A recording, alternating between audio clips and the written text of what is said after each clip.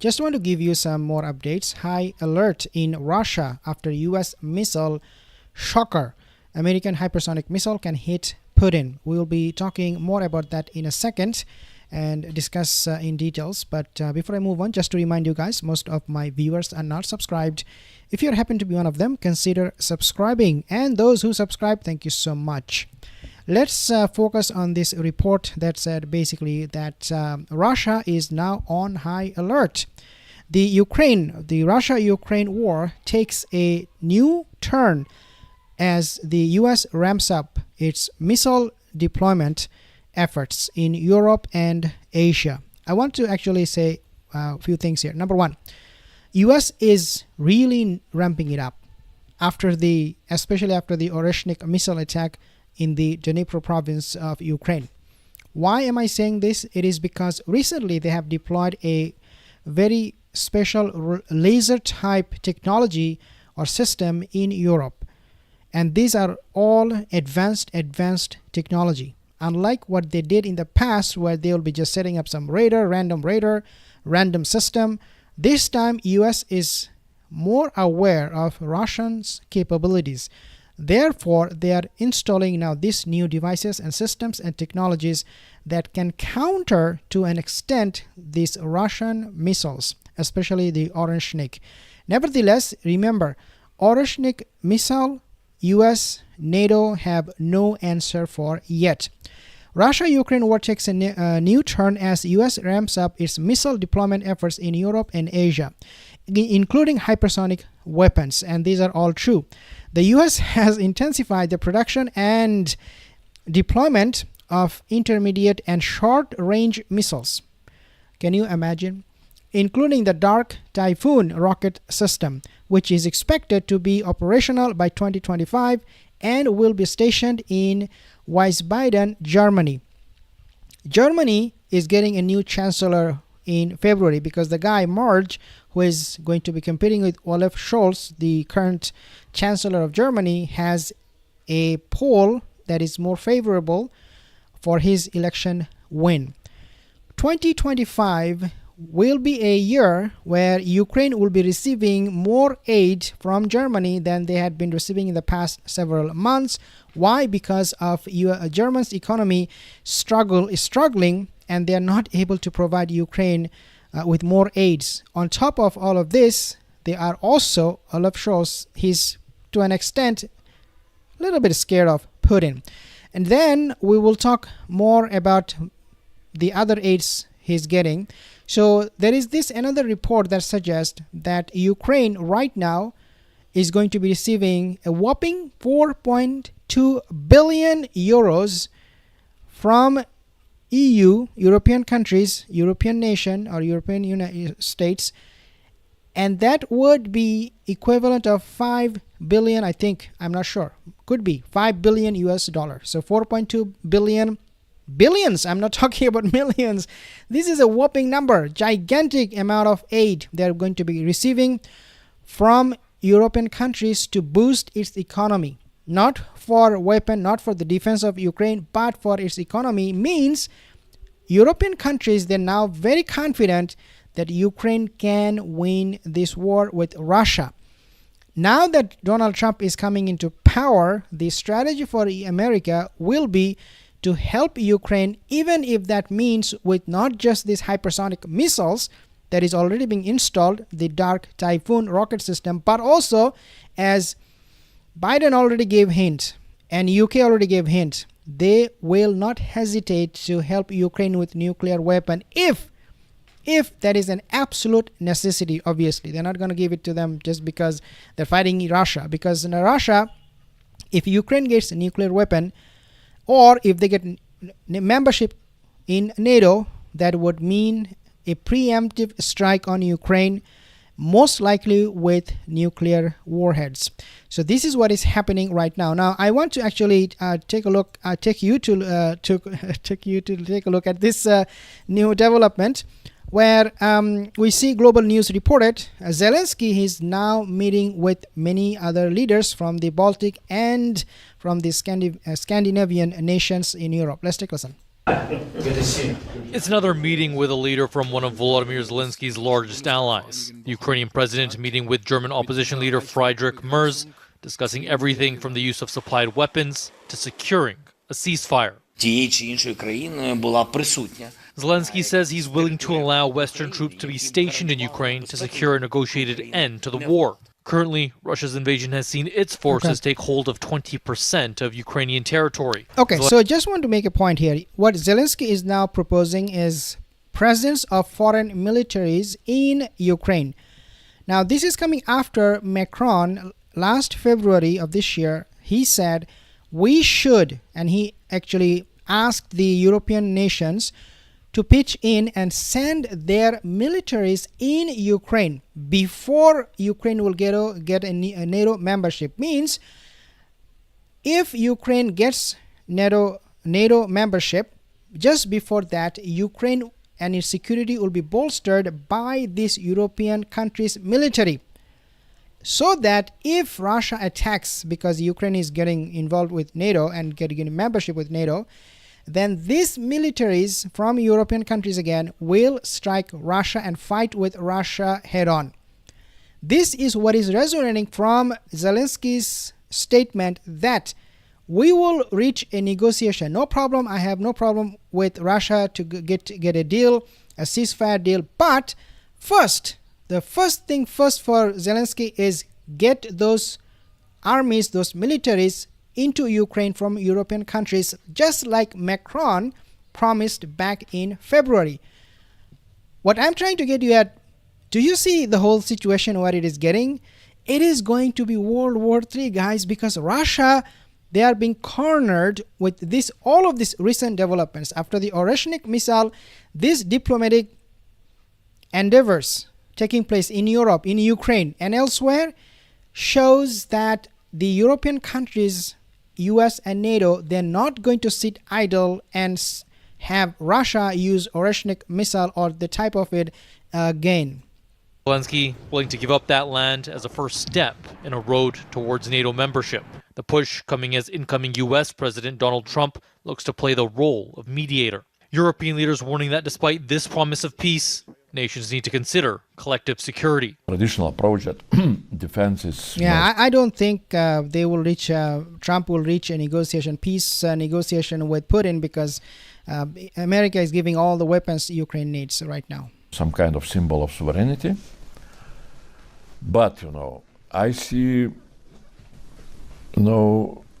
very clearly that, we need to look into from practical point of view. The European Commissioner responsible for defense says the bloc needs hundreds of billions of euros invested in security to thwart threats from Moscow. Earlier this year, Germany's Federal Intelligence Service noted that Russia could attack a NATO nation by the end of the decade. And one analyst says there's evidence the Kremlin would be hard-pressed if they did not accept a pause in the conflict. Oral Brown points to Vladimir Putin's resources being tied up in Eastern Europe, limiting Russia's ability to support its Syrian ally in Bashar al-Assad, as well as its ventures elsewhere in Asia and Africa. All of which Russia can't really afford. And Russia is not really benefiting from this. So one might say that in many ways, Vladimir Putin, who has been in power for almost a quarter of a century, has missed important historical windows. And it's unclear how quickly this current window could slam shut. Okay, so just want to talk about a little bit about what is happening between Russia and Bashar al-Assad, what really happened. If this is something you have never expected to see, but this is exactly what is happening right now. So Putin's opposition party, they're now raising their voices and they cheered at what happened in Syria. So Putin's opponents are already cheering. -1 dictator and ally of Putin. It is coming from, again, the prominent Russian opposition activist Ilya Yashin on X, posting a photo of an Assad banner in flames. Putin has thrown Assad under the bus to prolong his war in Ukraine, quote unquote, commented from a Ukrainian foreign minister Dmytro Kuleba. His resources, means Putin's resources, quote, are scarce and he is not as strong as he pretends. For observers of Russia's war on Ukraine, Assad's departure raises some striking historical parallels. Now, here is where it can be very, very dangerous, because the West, they have used this ATACMS and Storm Shadow missile from UK and from US against Russia on the premise that Putin is bluffing.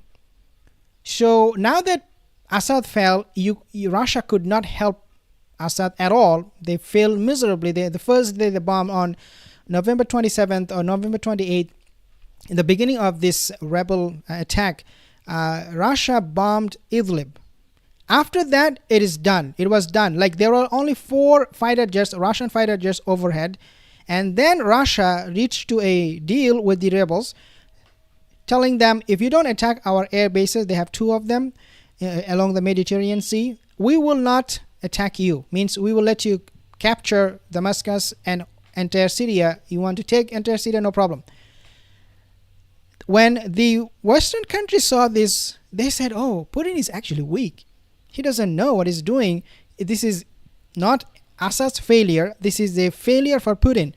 Therefore, everything he's saying, all his rhetoric, saber rattling, against the West, then if NATO comes to my doorstep, I will blow them, or I will use nuclear, I will use this weapon, that weapon.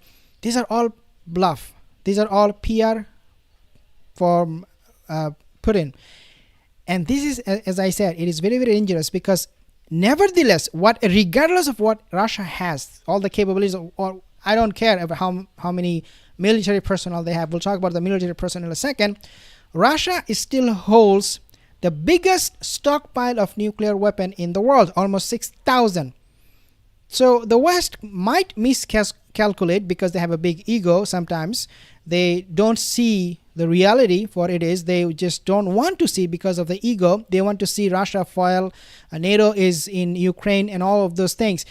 All the while, Russia could be planning something very, very big for NATO members and also for Ukraine. And this is what I want you to take a look from this video of Putin. Let's see what he is saying here. Гордимся мужеством наших воинов, сражающихся в зоне специальной военной операции. Их решимость не оставлять никаких сомнений никому в том, что мы победим. И покорить, сломить Россию никому не удастся. На нашей стороне и правда, и сила оружия, и сила духа. И сегодня для меня огромная честь вручить награды военнослужащим, удостоенным звания Героя Российской Федерации. Okay, so this is what Putin is saying, that he's ready, he's not going to back down, and Russia will win. Let's take a listen a little bit more of what Putin is saying right here. Гордимся мужеством наших воинов, сражающихся в зоне специальной военной операции. Их решимость не оставлять никаких сомнений никому в том, что мы победим. И покорить, сломить Россию никому не удастся. На нашей стороне и правда, и сила оружия, и сила духа. И сегодня для меня огромная честь вручить награды военнослужащим, удостоенным звания Героя Российской Федерации.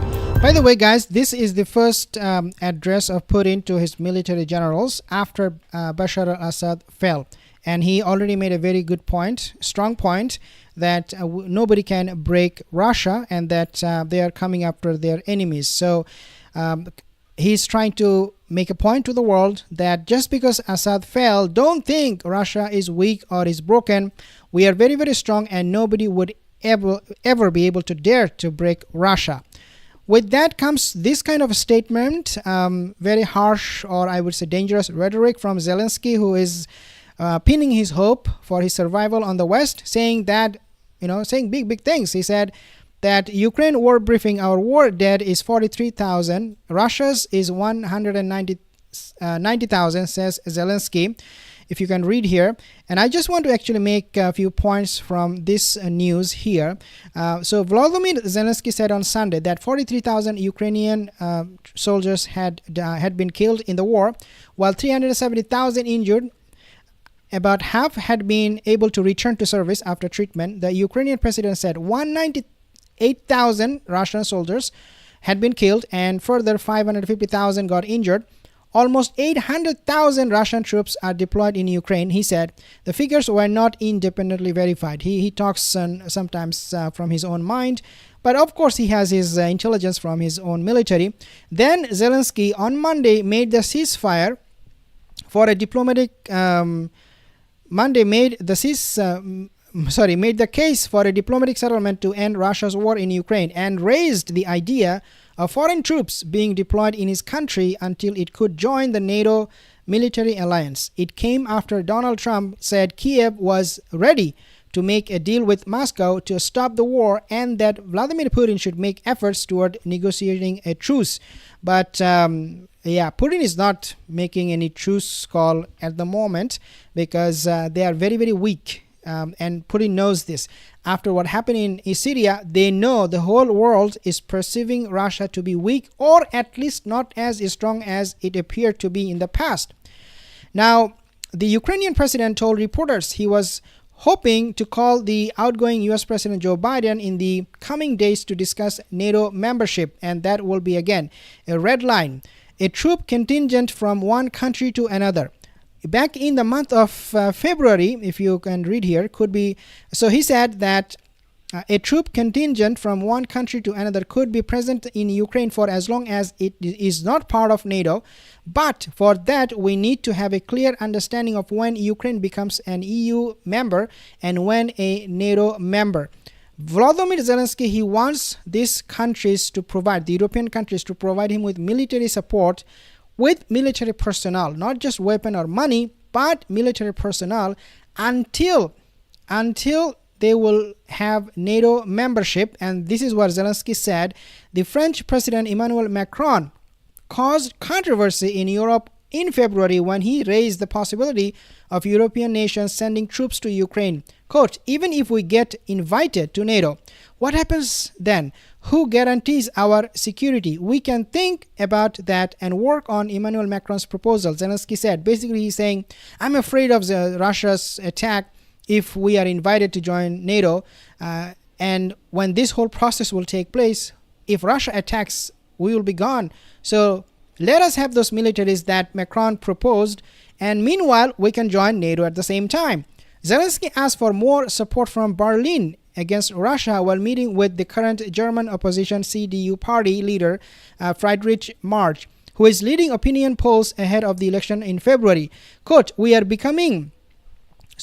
counting on stronger, more decisive actions from Russia, from you personally. We are counting on it very much.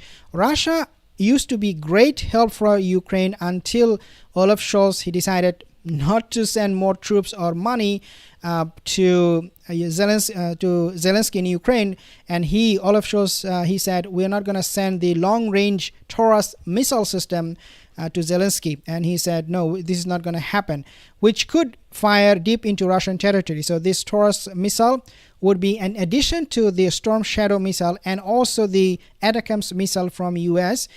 So now you have like how many missile systems? 3 of them in place if it happens, that can target Russia deep inside of its territory. And that will be something even more and further escalation to the war between Russia and Ukraine. And then he met with the Estonian Prime Minister Kristen Michal, and he also said, I'm going to be supporting Ukraine. Ukraine officials said Russia attacked and they continued their bombardment and their shelling along the Ukrainian border, and that happened in the Donetsk region. Ukraine will soon get another 4.2 billion pound, as I said in the beginning of this video, after EU's member states approved the planned payment. So the payment is already planned, and as I said, they are now planning ahead. They are now planning for Ukraine long term as to how they will manage their economy post-war with Russia. So guys, for European countries, this is a done deal. To me, what it looks like, they believe already that they have won this battle, this war with Russia, and now they're moving forward, moving ahead with new plans on how to help Ukrainian economy to boost it so that Ukraine will become a superpower, if you like, in the future.